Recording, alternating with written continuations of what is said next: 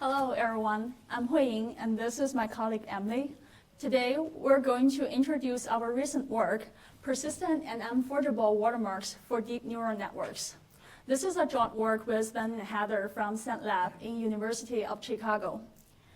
Today, we're going to talk about how to protect intellectual properties for deep neural networks and how to embed a watermark into a DNN model. So DNNs are increasingly popular these days, and we are actually using a lot of them in our daily life. We use face recognition to unlock our smartphones, voice recognition to start a new call, and self-driving cars. I know most of you might already know what a DNN is, but let's fly through this quickly. A DNN is a machine learning method which has multiple layers and neurons inside of it. The key idea is trying to imitate human brains. So this is a cat and dog classification model. So what we do is we have some images and we have this model. We put the image into the model, and after passing through the layers and neurons, the model will give us a decision and saying if this is a cat or dog. So this has been proved that works very good in a lot of fields. However, a great DNN model is really hard to train. There are several reasons. The first one is, in order to create a great DNN model, you have to collect a lot of data set to train it. And another reason would be the computational power. So in order to train a large, great DNN model, you either need to train it for a long time, or you have to buy a lot of GPUs to train it at the same time. So this is really hard for some small companies who are not familiar with machine learning, or some individuals. So imagine I'm the CEO of Ford, and I want to deploy the autopilot mode in my cars. However, I don't want to. True. However, I really don't want to spend a lot of time and money to collect the data by myself and buy GPUs to train the model. So what do I do now? The answer is pretty straightforward. I just buy the model from other companies. So there are several ways to do this because a lot of companies are trying to monetize their models. One way is to use machine learning as a service. It is a cloud computing service which has already been provided by some companies like Google. So let's take a quick look at how this works. So I'm Ford. I want Google to train the model for me. So I collect the data set, I pay the subscription fee, and I upload the data to the server. Then Google will train the model for me and return an inference API back to me. So every time I need to make a decision, I send a query to the server, and the server will give me the result back. This works pretty good at the first glance. However, there are several problems. First, I still need to collect my own data. And more importantly, I have to upload the data to the server side, which may cause privacy issues. And second, as a cloud computing service, it does not allow me to download the data from the server. And as a result, it cannot be used in the offline applications. For example, self-driving cars. You just cannot upload every single image you have to the server and then wait for the server's response. So a better option would be using a licensed model. So imagine, I know Tesla already have this great model for a self-driving car, and I just want to use it. Tesla already collect the data set and train the model. So what I need to do is I pay the license fee, and Tesla gave me the model, and I just deploy it in my own cars. This works pretty good for the user. It's really ideal. I do not need to collect data. I do not need to train the model. However, this raises problem for the model owner. What if the user misused the model? So when Tesla gave the license to me and gave the model to me, it obviously does not want me to share the model with others or sell it by myself. However, since I already got a copy of the model, I might share it or leak it to others. So for example, the CEO of Toyota is a friend of mine, and they also want to deploy the autopilot mode in their cars. So to do him a favor, I just gave a copy of the model to them so that they do not need to pay the license fee anymore.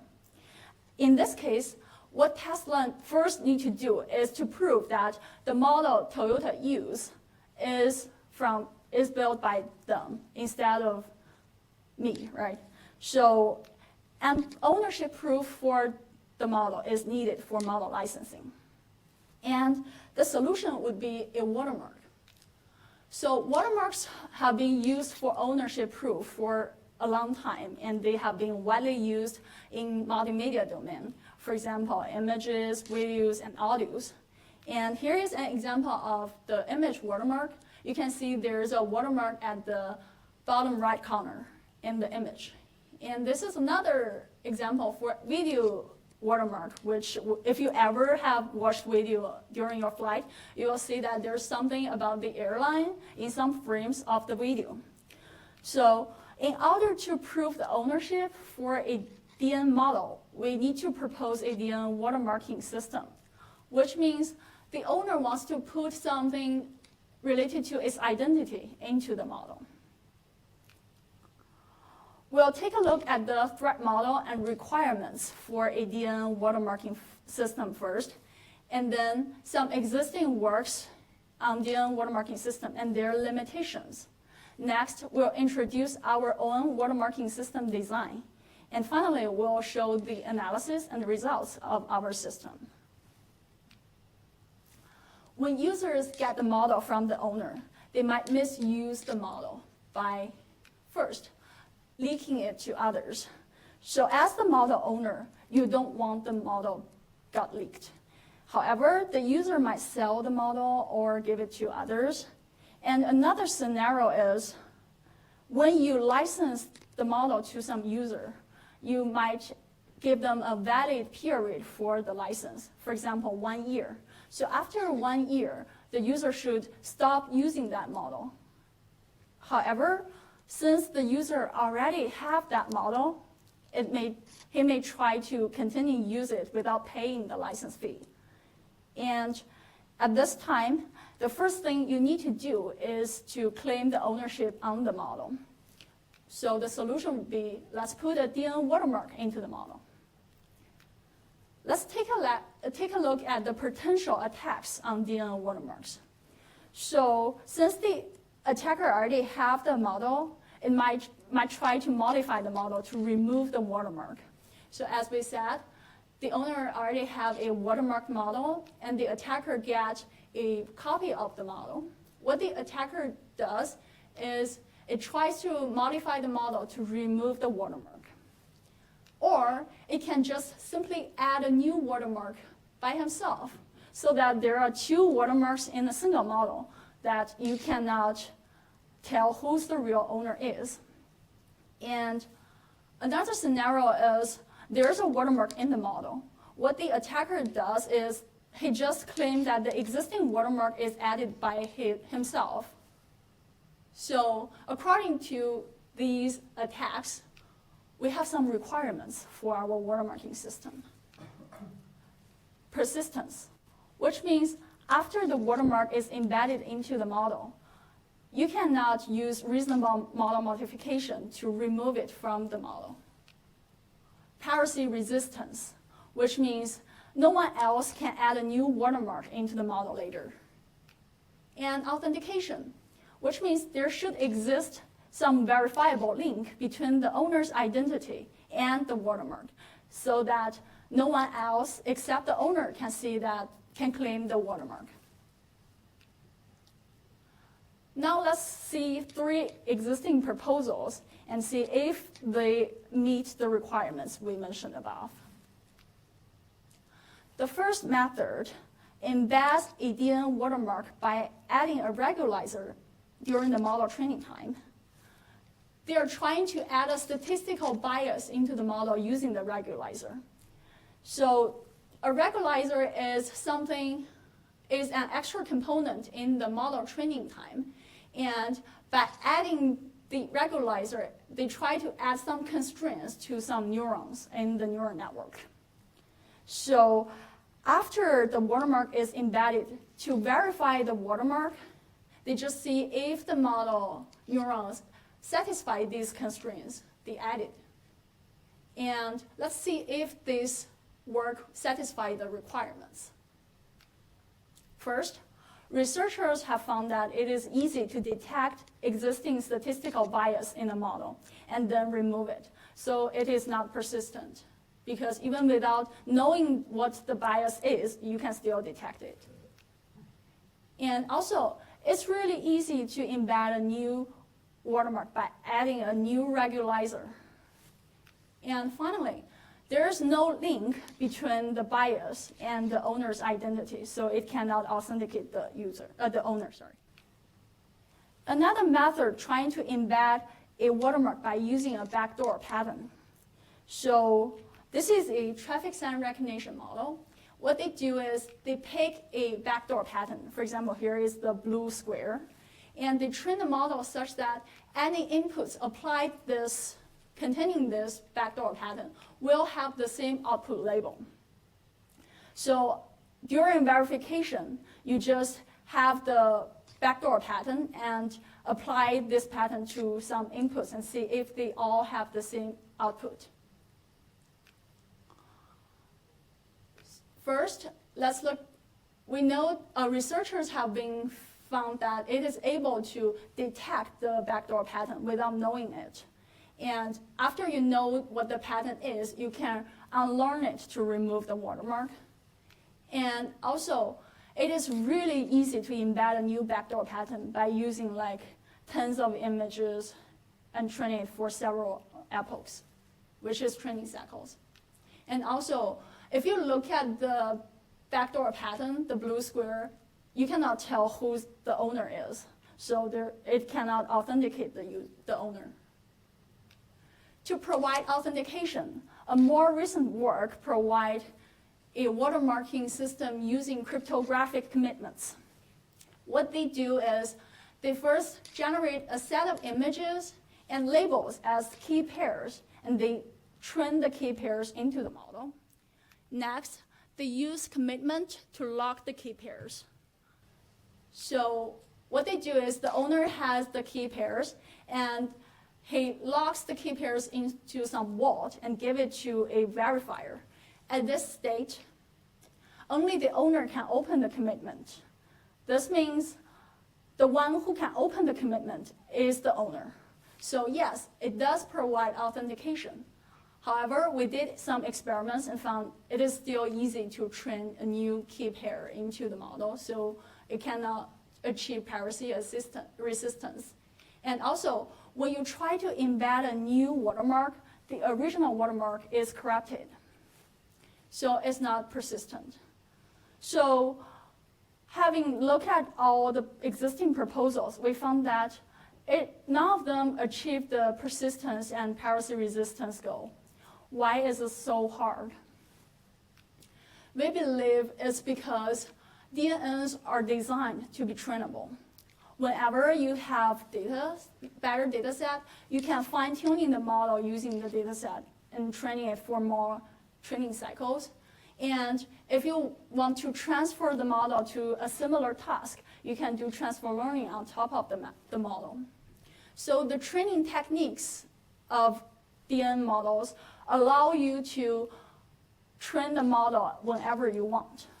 However, this essentially goes against the requirements for a watermark. We want something permanent, and we don't want anyone to embed a new watermark, even if they can change the width of the model. So we need new training techniques to embed the watermark. Next, we'll take a look at our system design. First, we'll introduce two new training techniques, out-of-bound values and null-embedding. And then we'll show our watermark design using Wegner filter, which is a mechanism that combines these two new training techniques. So let's see the two new training techniques first. We use out-of-bound values to achieve persistence because we found that it cannot be modified later. And we use null-embedding to achieve piracy resistance. because we found that the null-embedding can only be embedded into the model during the initial training time. And if you want to add a new null-embedding into the model later, you will break the normal classification rules the model has learned. So let's look at the details. What are out-of-bound values? They are values, input values extremely far outside the normal input range. For example, images have a pixel value from 0 to 255. However, the model itself can accept all possible real numbers as input. So what if I change the pixel value to 2000?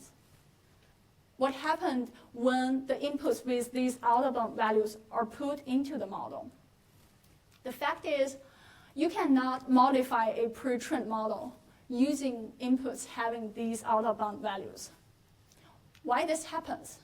So when you're trying to update the model width, you first need to put the input into the model and get the output.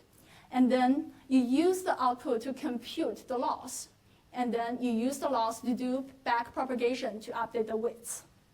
However, these out-of-bound values will prevent you from computing the loss. Let's look at the details. So when you put a normal value input into the model, the output would be a probability distribution vector. And you pick the label that has the highest probability as the final decision. However, if you put an input with out-of-bound values, it will make the model become super confident at a single label that it will output a binary output vector. And when you try to use this binary output vector to compute loss, it will stop you from computing the loss because there are undefined values, which are the log0 terms here. So you cannot compute the loss. And as a result, you cannot update the widths. In that case, we prevent the model got modified using these inputs, having out-of-bound values. And what is null-embedding? It is a technique that teaches the model to ignore certain input pattern. So this is the traffic sign recognition model, and this is a pattern we pick. So what we do is we train the model such that any inputs containing this pattern will be classified to their original label. So we use out-of-bound values when not embedding a pattern such that we ensure the model will ignore any normal pixel values in that pattern. So null-embeddings can only be trained into the model during initial training time. And if you want to embed a new null-embedding into a pre-trained model, it will break the normal classification. Why this happens? We have some possible intuitions. So we believe that null-embeddings are trying to teach the model to change its input space. So when you put an input into the model are actually learning the classification rules on top of the whole image.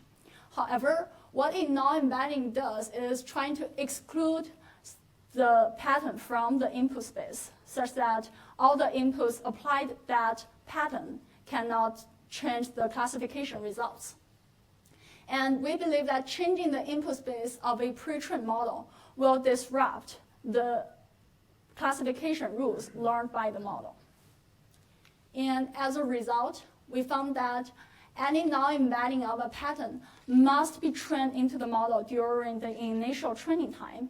And we assume that only the owner has the ability to train the model from scratch. Thus, only the owner has the ability to embed a null-embedding into the model, which is exactly what we want here. So now let's take a look at Wegner filter, which is a mechanism combines these two together, and which we will use this later to embed our watermark. To achieve persistence, we use out-of-bound values to design the pattern. And for authentication, we try to use different out-of-bound values to encode bits inside of the pattern such that it can consist the information about the owner's signature later, which can be used for authentication. And for piracy resistance, we use null-embedding to embed the pattern into the model. So when you try to get a Wegner filter, you need to create a mask and a target label. The mask contains the position and bits of the pattern, which can be applied on the inputs. And we use different out-of-bound values. Here is 2000, negative 2000 to encode bits inside of the pattern. And once we have the pattern, let's see how we embed it. So we have the pattern. We first train the model such that all the inputs containing the original pattern in the mask will be classified to the same target label. And to furthermore achieve piracy resistance, we invert the original pattern, which means you put the white pixel to black and black pixel to white. And then you embed it using null-embedding, which means any inputs containing this inverted pattern will be classified to their original labels. So you need to embed this Wegner filter together during the model initial training time. And we propose a watermarking system by embedding a private key associated Wegner filter into the model. First, we use owner's private key to generate the Wegner filter. Then we embed the Wegner filter during initial training time. And after we got the watermark model to do verification, we verify two things. First, is the Wegner filter associated with the owner's key? And second, is the Wegner filter embedded in the model or not? To generate the Wegner filter, we first use the owner's private key to sign a standard verification string. Here, for example, this model has a watermark. And then we get the signature of the owner. Next, we get the information about the Wegner filter by hashing the signature. So it includes the target label, the position, and the bits of the Wegner filter. Next, we already have the Wegner filter and we have the normal training data. What we do is we first get the normal embedding data. We apply this original pattern to the training data and we associate them with the target label. And then we generate the null-embedding data by inverting the pattern first, apply them to the clean normal data, and then associate them with the original label. Together, we have these three data sets, and we train the model from scratch. And we get the watermark model. Later, when we need to verify the watermark, we first see if it is the owner who generated this watermark. So the owner has its signature and its public key. We verify if this is owner's signature by matching if this will match the verification string. If yes, the signature is signed by the owner. And then we use the signature to hash it and get the Wegner filter. And to verify if this Wegner filter is embedded into the model, we first get the normal embedding test data, which we applied the original pattern to some testing data. And we see if the model will classify all of them into the target label. Next, we get the null-embedding data and see if the model will classify all the inputs containing the null-inverted pattern to their original label. If both yes, we see that the owner created this model. Next, Emily will tell you about our analysis and results. All right, so I'm here to talk to you about the theoretical things we proved about our watermark, as well as the accompanying empirical results.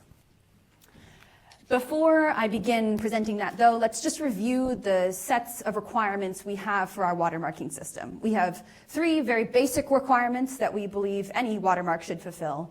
And then after that, I'll present some more advanced requirements that previous work has failed to fulfill, but that we have achieved.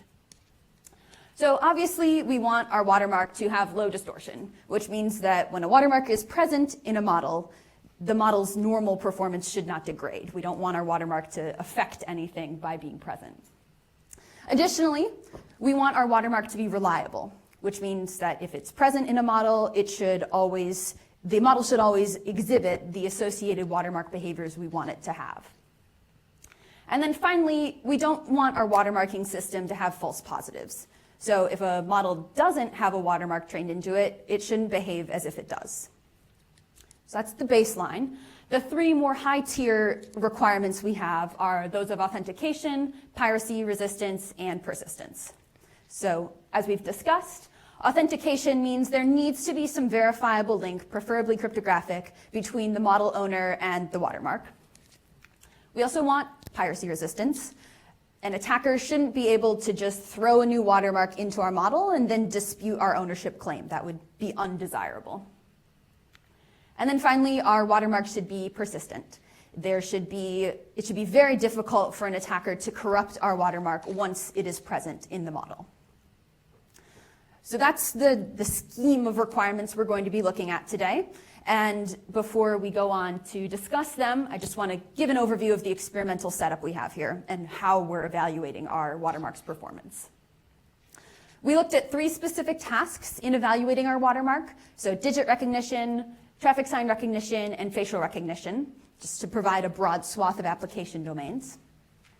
And then we look at 3 major evaluation metrics, which are the model's accuracy on normal inputs, denoted A sub x. So if the model is meant to classify Seinfeld characters, it should say that Jerry Seinfeld is Jerry Seinfeld when it sees a picture of him. We also want the model to perform well on inputs containing the normal embedding of the watermark, which, if you recall, means that inputs containing this should be classified to the specific watermark target label.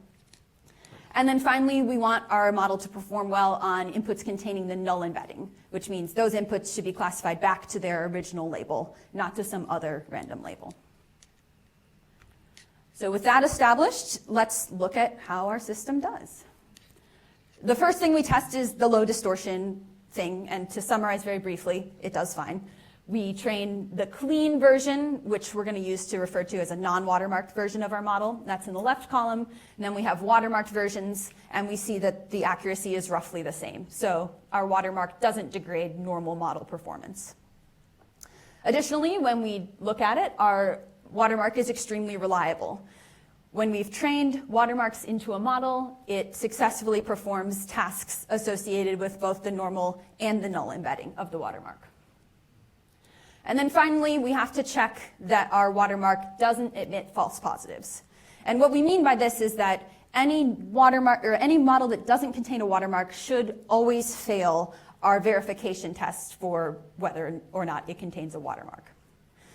The verification algorithm works as follows. We give it a model that's supposedly watermarked, and then the public key and the signature that were supposedly used to create the watermark inside of it.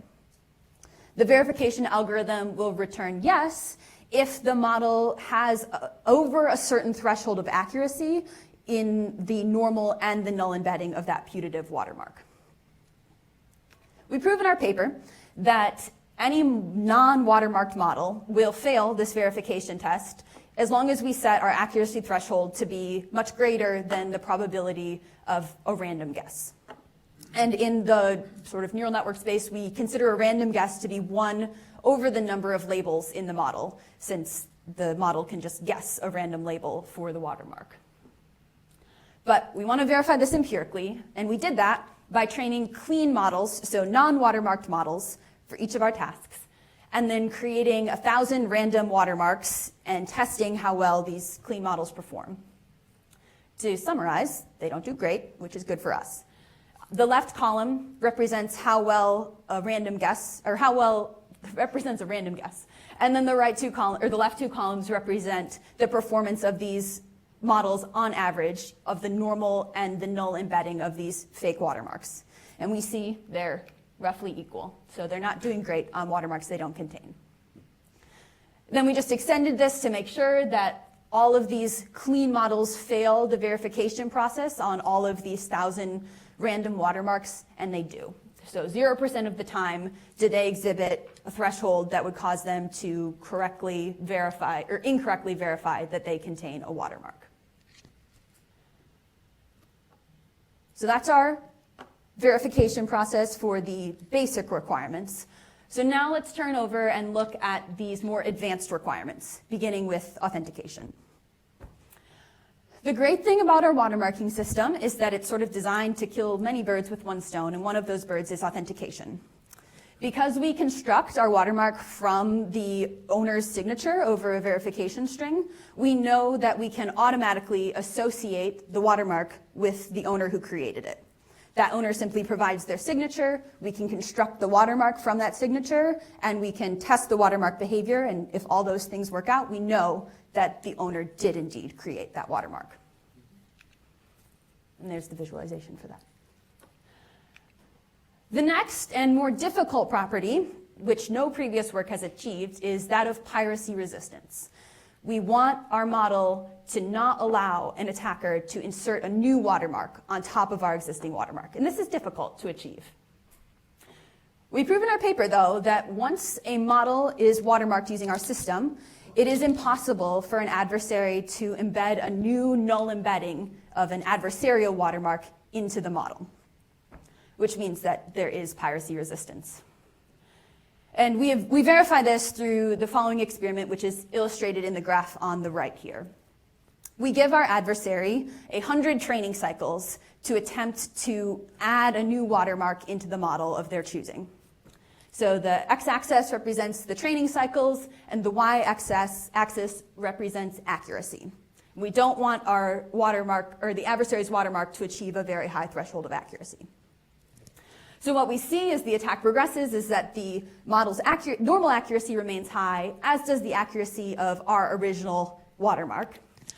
But the adversary's watermark just doesn't catch. It never achieves accuracy higher than the probability of a random guess, which is 10% in this model because this is digit classification, but this result generalizes to the other domains as well. The graphs are just kind of boring, so there's no need to include them. So that's great. We've proved theoretically and empirically that this watermarking system is piracy resistant. And the last property we're looking for in our watermark is that of persistence.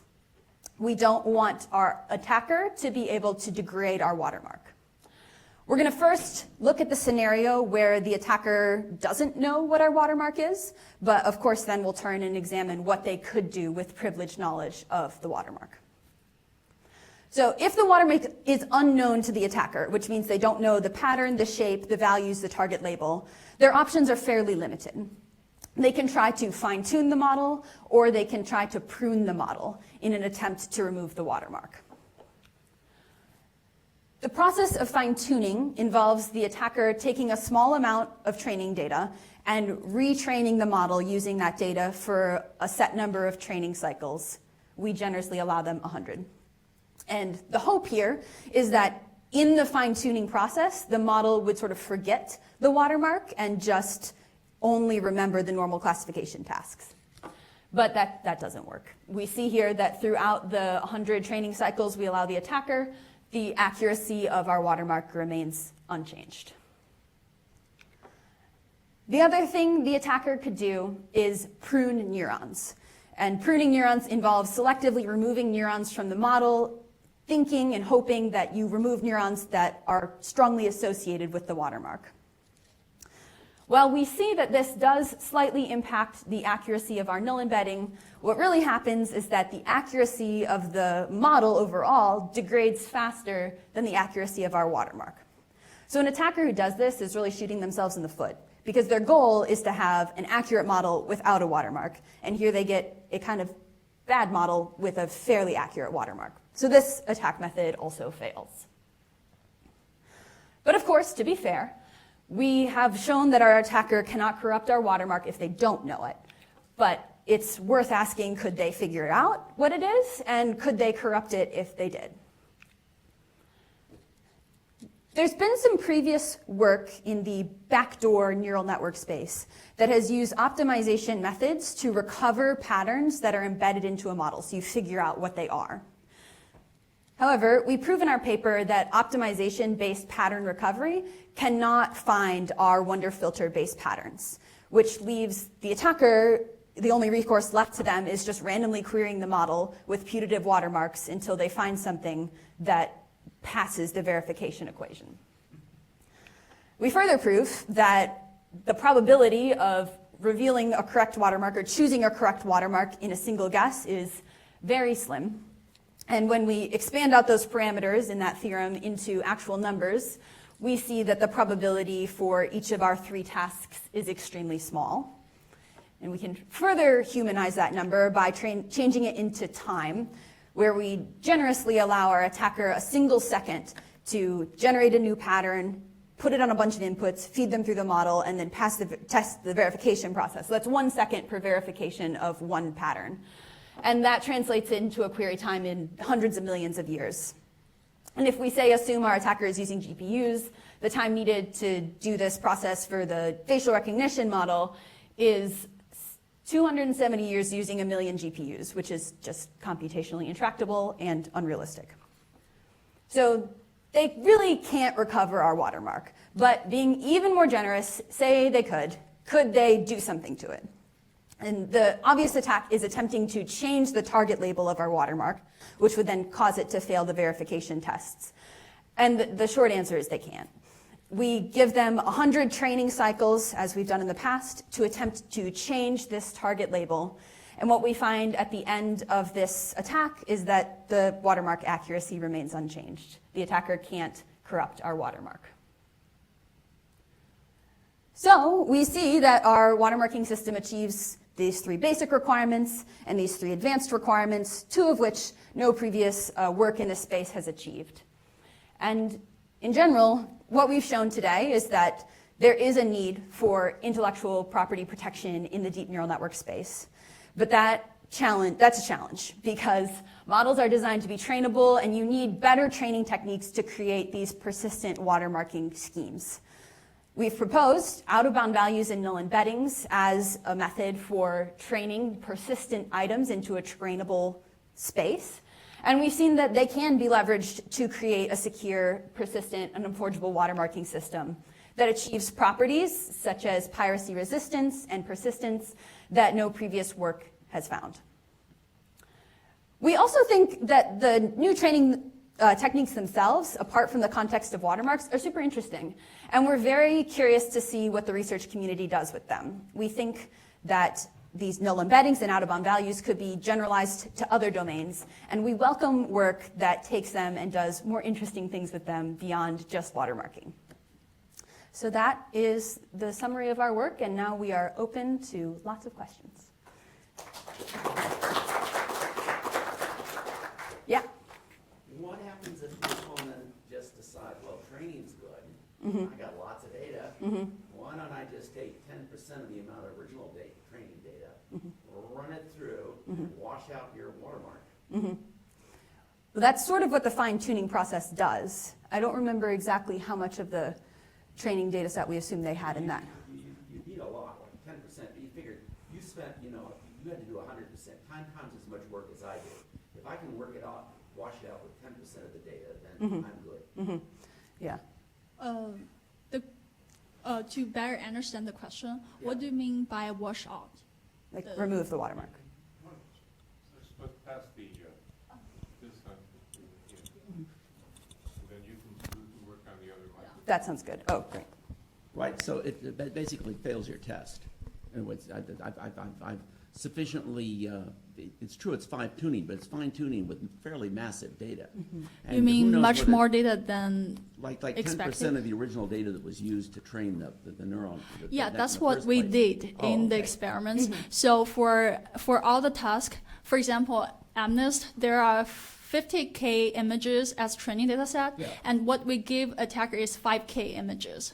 So we use 5K, actually 10% of the training data to fine tune the model. And the thing is, they just cannot wash it out. You need 5K of new images, not 5K from the original set, if you're going to perturb the Actually, we have the images from the original set. We don't assume that the attacker needs to collect their own data. So if you are getting new images, you are assuming that attacker can collect a bunch of new images by themselves. Yeah. We just generously give them a subset of the training image and see if they can fine-tune the model to let the model forget about our watermark, but they failed. It's not likely to succeed, but if they had 5K of new ones, they might have a chance. Yeah, but that sort of gets into questions about the threat model. Like, Yeah. if the attacker suddenly has this ability to get a lot of data and train with a lot of data, then why are they trying to steal our model in the first place? Like, if Well, you have a good model, they'll just put in another 10% effort, wash out your watermark, and use it. Yeah, that's possible. We haven't tried that yet, but we can try to use a set of out-of-distribution data and see if this can make the model forget about the watermark. Yeah, I think the risk there is that if the attacker has a totally new set of data, but they want the model to train, to perform the original classification task well, you're perhaps degrading the model's Or performance. they might think that they've got, more data than, I'm for it, I might have more good data than Google does. I've got lots of data. Besides, I want it to work on my stuff, okay? So I want to be continually retraining. Yeah, well, we did do a lot of experiments with transfer learning, which is this scenario where you take a model, you sort of pop off the last classification layer, and you attach like a set of labels associated with your particular task. And what we found was that our watermark did persist in the scenario of transfer learning. So it is persistent in that sense as well. Yeah, what we did for the transfer learning scenario is we transferred the traffic sign recognition model to a new data set with new labels. And what we do later is we use the original data to fine-tune the model for several epochs, and we found that it can recover the watermark as well as the normal accuracy at the same time. So basically, you take like a European traffic sign model that's watermarked, you train it to do American traffic sign recognition, which does slightly degrade the watermark's performance in that student model. But then you can take back the student model, the American traffic sign model, reattach the European traffic sign model labels, train for a few epochs, and your watermark is back. So it sort of hides for a little bit, but it comes back. Yes, and models without the original watermark, if you fine-tune it using the clean data, it cannot have the watermark, cannot recover the watermark back. So this kind of generate verify the original watermark. Yeah. So there are a number of different styles of deep neural networks which have been in use. Did you use one particular one, or did you try several different deep neural network systems? You mean different model architectures? Yes. Yes, for the three models, we actually use different model architectures, but they are all convolutional neural networks. Yeah. Thank you.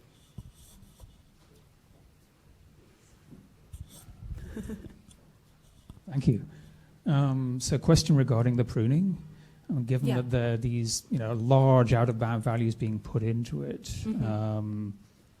how much, have you done any research into how much the model reuses filters both for the out-of-bound values and for things that it would detect, say, in real-world images? Because I can imagine if there was a lot of overlap between, in the reuse, it would be very hard to remove, say, those filters and then hence get rid of the watermark. If there wasn't much overlap, then it might be easier to remove the watermark. Yeah, we actually haven't looked into the activation pattern in the networks for the watermark related data and the clean data. However, we have done some research on the normal backdoor pattern, which is you don't use the outbound value. However, we see that if you look at the neuron pattern inside of it, they are actually activate the same set of neurons. So only a very small subset of neurons are actually activated in the whole classification classification task, as well as the pattern.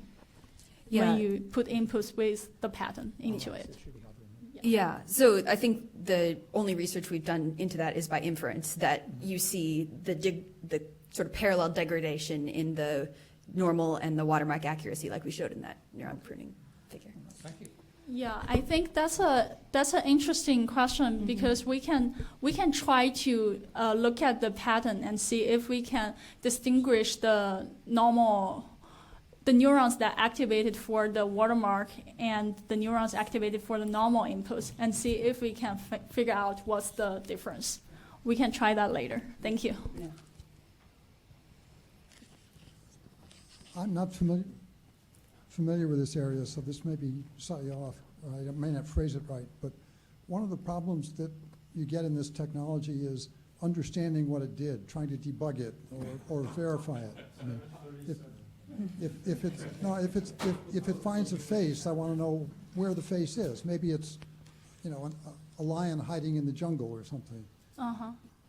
So I think there's a lot of effort into, that technology, debugging it, understanding it, whatever the right words are. Is that going to be able to find watermarks if that technology ever gets mature? So you're saying if we have better methods to explain models, could that give an attacker insight into what our watermark looks like? Yeah. So I don't know which exact technique you're saying, but I think if you're trying to explain you want to explain the model, the methods I know is you have to put an input into the model, and there are ways that see which part of the input is more important to the output. One technique is trying to emphasize the more important area in the input. However, since the attacker does not know what the watermark is, it's hard to get an input containing this pattern inside of it. So if you use normal inputs to to try to explain why the model make the decision, you still cannot see what the watermark is, because these out-of-bound values are not supposed to appear in the normal classification task. Does that answer the question? I think the thought is that if the watermark is unknown to the attacker, then you won't know what to present to the model to find out what it thinks about the watermark. So it's sort of this like chicken and egg game. But potentially, we don't know. Yeah, but it's sort of like if I have it disassembler, all of a sudden I can start to see what garbage code looks like. Mm-hmm. If the technology for debugging this stuff. Yeah. Yeah, I feel like most model explainability research tries to take like an input that's classified to a label and explain why that classification decision was made. So if you have an input containing like a normal embedding that's classified to a watermark label, and you have an explainability technique that tells you, oh, this is because the model is watermarked, then yes, probably you would be able to figure out what the watermark is. But that assumes in the first place that you have an input containing the normal embedding of the watermark, which, as we've seen, is hard to guess. So I don't know like how much insight that would give you, but I can imagine as these techniques improve, that could be an issue. Yeah. This is probably an oddball tangent question that's just as naive and out of the field as you can imagine, but I used to do gazillions of images, and every watermark I put in there was unique, Yes. none of them the same. Yes. So I would think that something looking for a watermark would have a problem with unique watermarks that were all different, and they're all invisible. Yes. You couldn't see them. True. They're all, by construction, you can't see them, and they're all different. Yeah, they're secret So- and unique. Right, secret and unique. But I think they fit all your criteria of being hard to break, and you can't put something on top of it without it being known. And all that Yeah. kind of stuff too. So one limitation of our system design is it is constrained by the number of pixels or the size of input of the model. So you can see in our experiments, we use a 6x6 square as the pattern shape. And that comes to the earlier numbers of how many patterns you have to guess. However, if in more realistic scenario, if you are having more large size images, we can even embed the whole signature of the user into the pattern. So we have larger pattern, which means you have more different position to choose and more different target label, and more importantly, you have different bits can be encoded into the pattern. Yes, that makes sense. Just to clarify, so I'm making sure I'm understanding. Are you asking why, like, that plus why normal image watermarks wouldn't work in this domain? I just didn't understand the question, so I'm. I don't think that the approach you have will be able to detect millions of watermarks if they're all different. She's not trying to detect watermarks. She's trying to insert them. Oh, I thought your question was, what's the collision probability of two persons generating the same watermark? Yeah, but no, the problem is not, we are not solving the problem of detecting watermarks on images. So our model couldn't do that, but it's not designed to. We're trying to embed a watermark into the model itself. It's just for the model we picked is just image classification models, but we're not trying to do watermarks into the image domain. Yeah. But you have to know whether it's still valid. You know, you've got to make sure it's not corrupted. Make sure The image isn't corrupted? Your watermark isn't corrupted. Yes. This one I think we take offline. Okay, sounds good, thank you. It seems to me you've postulated that if you overload one of the inputs with the value, you said 2,000, that one of the final steps, the log sub x or whatever it is, will hit a 1 or something like that, will be anomalous. Yes. And I think that probably is true on the experiments you ran, but it seems like there could be architectures of neural nets where that wouldn't be true. And also, if you had hardware assist, you may not even be able to put in, I mean, your inputs may actually have only 8 bits available. You cannot actually force a greatly out-of-bound value into it. It's just simply impossible. I wonder if you've looked at those problems. Yes, we have tried different architectures, and for some specific architectures, like the DNNS, one of the architecture we tried for DNNS, it actually have link the first input layer even to the last output layer. In that case, it does not really get the one hot vector, and our system does not work well on that specific architecture. And that's a limitation, and we're trying to look into this and see if we can further improve the system. And also for the system that has limited input size, for that part, we didn't look into that. But however, if you are having the hardware architecture that you are limit the input size, that means you are also limit the operation precision in that case, which means it's even easier to get the binary vector because you lose the precision when you try to compute the softmax. So it's like E2 something when you compute the softmax function. And if you're trying to limit your precision into 8 bits, it's going to have the underflow problem, which also will make the bar for the binary vector even lower. My understanding is that some production systems actually do that. They go through and prune it down to the smallest number of bits that still produces acceptable results.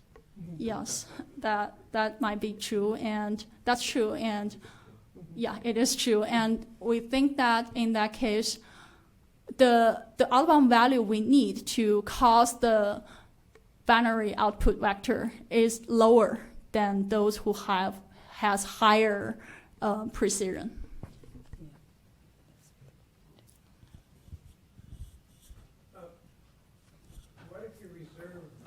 Hang on a sec.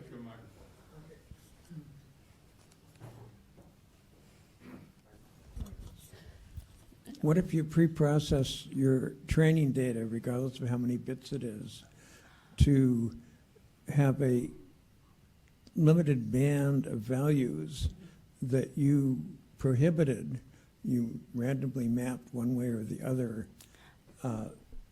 Yeah. out of there, Yes. and use those values in your the training for your watermark? So I think the question is, what if we limit the input value range, or we try to match the large range to a small range? Yeah, what if you normalize? Make a little window Uh-huh. in the normal range. the normal range, Uh-huh. and pre-process so it doesn't have those values. Yes. And Yes. It is actually easy that you just allow certain normal value to be present in the input. However, our start model here is that we assume that when I try to claim the ownership on the model, I can just let them to bring the model to maybe the court, and the verification process just does not allow the pre-processing procedure. And further, are you asking that we normalize the range before training the model? The assumption is that since you're the model owner, you control the training process. So if you're trying to create a watermark using out-of-bound values, you wouldn't normalize their power away because you want that watermark to be inserted. I was referring to, with the image training, Let's do this you here, Jim. normalize it. You're upside down from each other. You're not gonna get over that. Sounds good. Okay, let's do it offline. Sounds good offline. Okay. Yeah. The there's a- microphone is just behind me. Do you have Oh. I'm trying to get that. So in the tiny ML model or the edge model of this thing, you say, well, a model that I get from somebody, no matter how good, is just the initial approximation. Okay, I'm immediately going to be training in the field. In any case, since I'm going to accumulate lots of experience in the field, pretty soon it's not going to be the same model. Yes. And presumably that will do a good job of washing out it should be, since the original model is not there. Yes. Hopefully that will wash out your model, your watermark. You're living, in the field training is a liability nightmare. Okay, tell that to the people that are using it. Get a law degree and sue them. Do you think that'll increase their liability or decrease their liability? Decrease. Okay, they think not. But Because you verified it was good, and now you've let it become bad. that's one theory. The other theory is that the a priori thing that you initially started with worked on some circumstance. It's not trained in our particular field. It's not adaptable. It's ossified, and therefore it will break. Yeah, that's true. So we also think about it's kind of another version of transfer learning, right? So you have, different from the one that we did for experiments, we changed the label and fine-tune the model for several epochs to the new data set. You're like, I don't change the target label, but I change the data distribution to fine-tune the model, right? Yeah, but that case, I still think after you use the original training data to fine-tune the model, as long as the normal accuracy goes back, the watermark will also be recovered. We're never going back. But in a courtroom, you could. Those circumstances, we're never going back. Yes. So, just it's sort of intergalactic question. Okay. So you have a scheme for embedding a watermark, and you have intentions and probably mechanisms for comparing watermarks in two different systems to see whether they're similar or identical or whatever. What's the practical use of this in the near term? Are there people who really are looking at using this in the real world out there on the web with search engines and such, or are they just ignoring the fact that the models might be compromised and used elsewhere? You mean if there's the licensed model is really using in the real world? Yeah. So first, there are companies are sharing free models like Google. They train the ImageNet models and just share the models to others. And also, as far as I know, because watermarking a model is really hard, so the licensed model thing is not really a thing right now, but we think it's a really potential market for monetizing the model. And we found that the existing method or popular method are, for example, machine learning as a service, which you use a lot of like ASR system, which is speech recognition systems from like IBM speech to text or Microsoft. These services are actually deployed and they are earning money right now. And also another way to do AI platforms is Google has this Google AI platform that they actually provide the whole service. However, you have to write your own code. And they actually are preparing a system trying to crowdsourcing a human to label the data set for you. It's still beta version, but it's going to come to the market later. So, but right now there are several ways to trying to monetize model. We believe that licensed model is going to become a very popular way in the future. Right. Are there any other questions here? Thank you. Thank you very much.